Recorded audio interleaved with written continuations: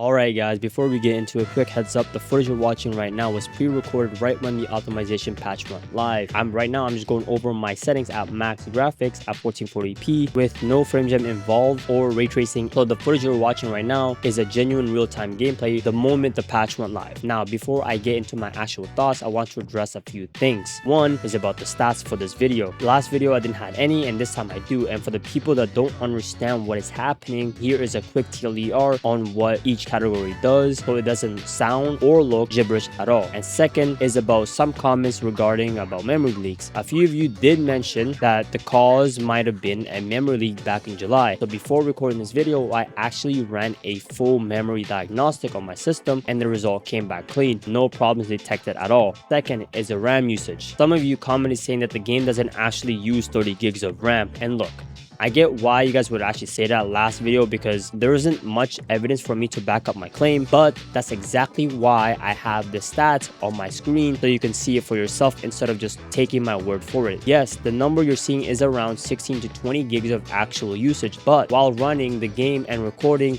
with nothing else open in the background except the MSI Afterburner just to display the stats, it actually lines up with what I said back in July about how this game eats 90% of your 32 gigs. Now, third is the thermal shutdown from July. Some of you guys did ask whether or not my CPU was being properly cooled, and yes, it is because I'm running a AIO cooler. It might not be the best, but it's also not the worst. Now that's out the way. Let's actually get into my actual thoughts on how the game actually feels now compared to 3.5. And I just want to say is that the optimization on this patch was genuinely amazing. Like, it has improved a lot. The game just feels smoother overall. Literally, as you guys could see from the gameplay, there was no frame drops at all, which was amazing, especially for this game, considering back in July where I had terrible frame drops, and now that there's essentially almost zero frame drops during combat, it's a completely different experience. I'm actually stunned with how much they improved within that time frame. It's also not just combat either, which what surprised me. Exploring feels smoother too, both in Menzhou, where I was just going around flying in the motorcycle, seeing if there's, anything that I could criticize, but nothing really. Everything just felt smooth, including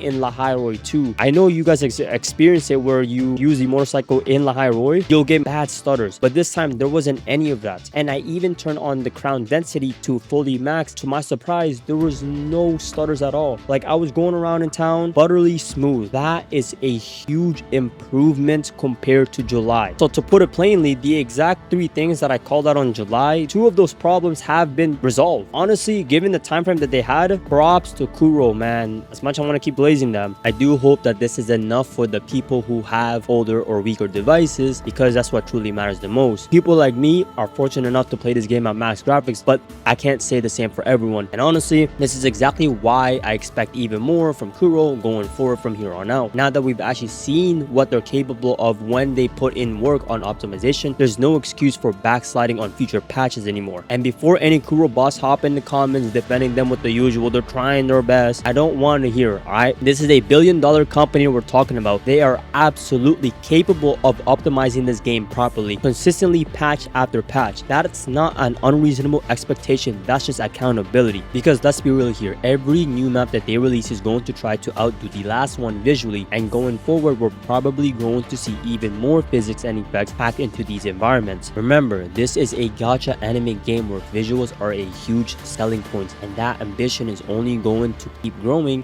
which means the pressure on optimization is only going to grow with it. And I want to see Kuro keep improving at this level, not just for one patch, but consistently. That'll pretty much wrap up all my thoughts. Let me know in the comments down below if you noticed the same improvements on your end, or if your experience has been different. Anyways guys, thank you guys for watching this video. God bless, love you guys, and I'll catch you guys in the next one.